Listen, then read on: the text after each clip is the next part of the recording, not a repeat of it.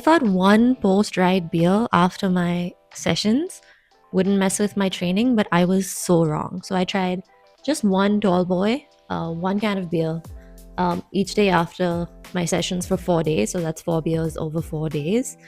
And it messed with my sleep, with my stats, with my recovery. I was hoping that it wouldn't impact any of the above because spring is finally here in Calgary and it is kind of nice to have a post-ride recovery beer. So I was not expecting these results. Well, I was not hoping for these results. And that's not even the only mistake that I made this week. And one bonus that someone else made, and I was there when we found out that it was a mistake. So let's start with the bonus one. Not all maps are built equal. So the other day I was hanging out at an event with a bunch of commuter cyclists, and commuters tend to use Google Maps a lot, especially for cycling. There's that little cycle function. And the other day I met this guy and was talking to him about my Climb a Kilo race ride, whatever, from a week ago. And we were talking about the elevation and stuff. And he's also, by the way, signed up for the Gran Fondo and is training right now. And he was like, oh, well, if you can climb 1,000 meters in elevation, then you're all set for the Whistler. You're good to go, because Whistler is not a lot more than that. And that kind of confused me because Whistler is like over 2x more than that. It's like 2,350 meters of elevation versus the 1,000 meter of elevation that I did in the ride last week. And he was like, no, it's just around 14 meters of elevation. I was like, what are you talking about? And he showed me his app. He showed me the Google Map course that he plugged in to see what the course is going to look like, etc. And it literally says there like 1,400 and something meters of elevation, which was wild to me. So clearly not all of these platforms are built the same. And then we checked another one because I remembered seeing a comment that someone had written on for one of my blogs or posts where they said something about it being 1,700 or a little less than 2,000 meters, and same deal, like there's a completely different number on this other map platform. So I think Ride with GPS, which is what the RBC Gran Fondo Whistler website is using, is the sort of gold standard for cycling maps, and very accurate with like elevation and gradients, etc. So I think if you're a commuter or someone that's used to looking at Google Maps, maybe don't take all of the bike map stuff for granted. It isn't necessarily accurate, and stick with Ride with GPS, because if you're training for what you think is a 1,400 meter event, you could be very unpleasantly surprised. So yeah, that was the first mistake. Not a mistake that I made, a mistake that I happened to be there for. The second mistake, which is definitely one that I've made in the past, I made it this week again, is underfueling, especially for long rides. So a long ride, when we're training for an event like Whistler, it's typically over like 3 hours long, right? 3 hours, 3.5, 4, and it keeps progressing for weeks. That is a good amount of time, and the body needs fueling every hour. And I've not been good at this. I never really dug into the research of it either.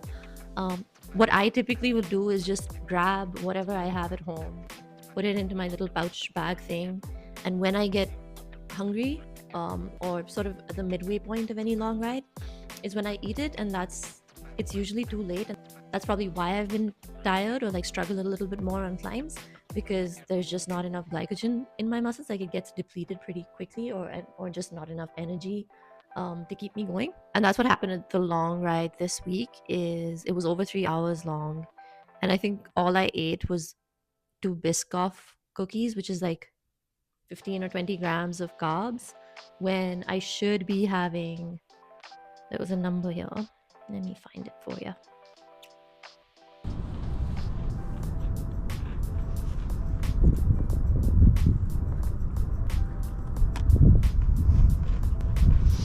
I wish the GoPro lens was as complex and capable as the human eye. Like, I can see the Rockies from here, but you guys definitely cannot.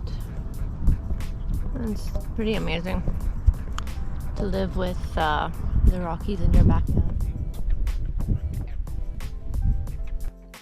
Oh yeah, 30 to 45 grams of carbs per hour on longer rides. In a lot of the internet content and stuff, you'll see numbers like 60 to 90, but that's usually for slightly more advanced cyclists, not a novice rider like I am. So 30 to 45 grams of carbs is definitely not what I've been doing. So, and it's another reason for starting to train so many weeks in advance is you get to experiment and understand your needs, etc., and make mistakes early so that we're not making too many mistakes super close to the event or during the event. So this one was a fun, interesting, unhappy one because of the results, but because spring is now here, and it would be nice to like share a cold beer with the people that I'm riding with, or after a long ride, etc. I just wanted to double check whether even one beer would impact my training now that I'm actually training towards a goal and not just, riding once in a while for fun, or just for social group interaction. And the results were kind of interesting. So here was the test. I had one 7.2% tall boy, so the slightly taller cans, every day for 4 days right after my ride. So I treated it pretty much as the recovery drink, which is within the biking culture sort of what happens in a social group ride anyways. You finish your ride and then you're tailgating or hanging out with a bunch of friends and open up your beer and have that straight. So no food, no water, no like post-workout recovery protein drink, nothing like that. Straight, just beer was my test. And so here was the week. Day 1 was a rest day, so didn't do anything, didn't drink beer. It was recovery from last week, the intense effort from last week. Then day 2 was a 90 minutes in zone 2 sort of session. It went smooth, no problem. I was feeling pretty good after the recovery day, so feeling rested, feeling recovered, no problemo. And this was a zone 2 endurance kind of ride anyway, so it's just adding also to recovery. It's not really an intense ride, but I did have a beer on that day. And when I woke up the next day, so I slept okay, woke up, but my heart rate was a little bit out of control during my tempo session. So during my tempo session, which is a zone 3 interval session, my heart rate was hitting the 160s sort of range, which it doesn't usually do when I'm just doing zone 3 kind of sessions. So it was hard to keep it low. So it felt like a lot more effort than a zone 3 tempo interval training session should extract from me. Other weird things that I noticed, that I was less able to control my temperature as well, and heavier legs than usual. But stuck to the plan. After my session, had another can of beer, so that was my beer for that day. Then I went to sleep, woke up twice in the middle of my sleep session, which I usually never do. When I sleep, I'm out for like 8-9 hours. I'm actually very good at sleeping and recovering through sleep. But that day I had like fairly poor sleep. I woke up at least twice. It was still dark outside, so woke up in the middle of the night. And that ride that I did was a hill repeats session.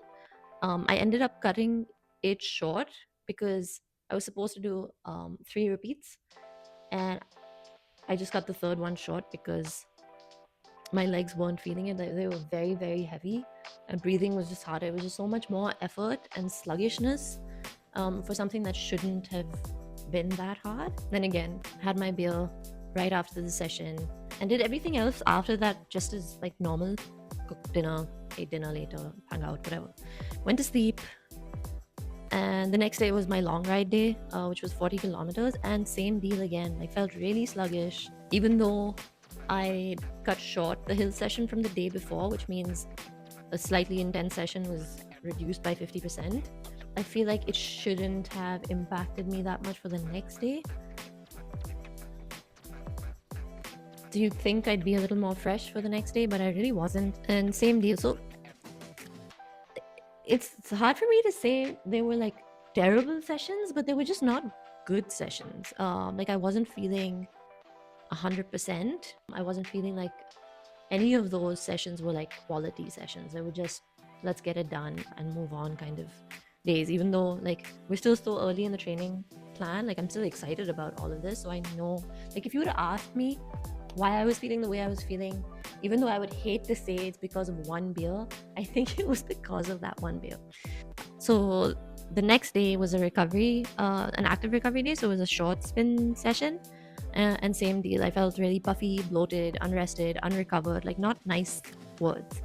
And generally just like an unfit feeling. And did beer again. So then I pulled up like my Strava data, and you can see this sort of plateau.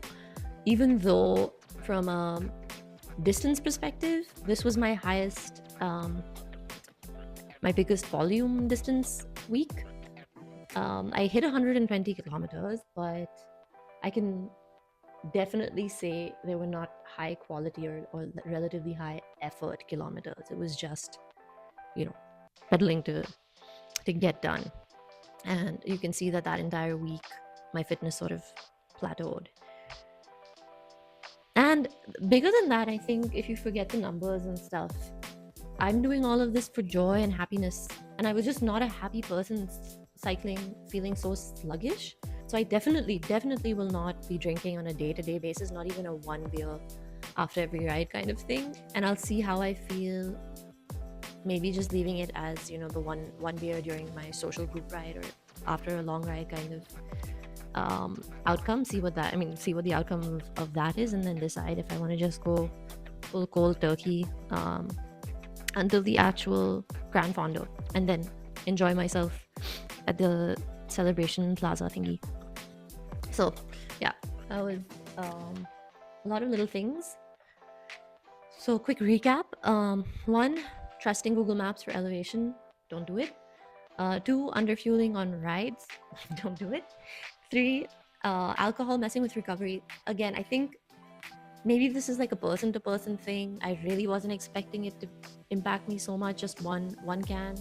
But I don't want to be one of those preachy people that tells anyone what to do. I know what I'm going to do, which is a little bit more experimentation, because I do like to enjoy it over spring and summer especially.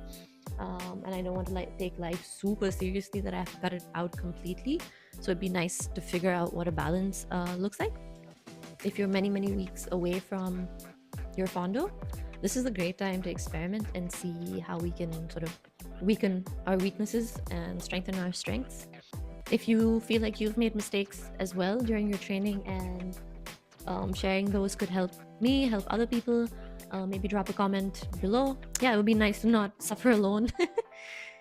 And if you're training for Gran Fondo, if you're training for specifically this RBC Whistler Gran Fondo, then definitely like and subscribe. And I'm going to create more videos, at least one a week, sharing my learning struggles, breakthroughs, etc. for these 20 weeks leading up to the Gran Fondo. So I think we're done with week 3.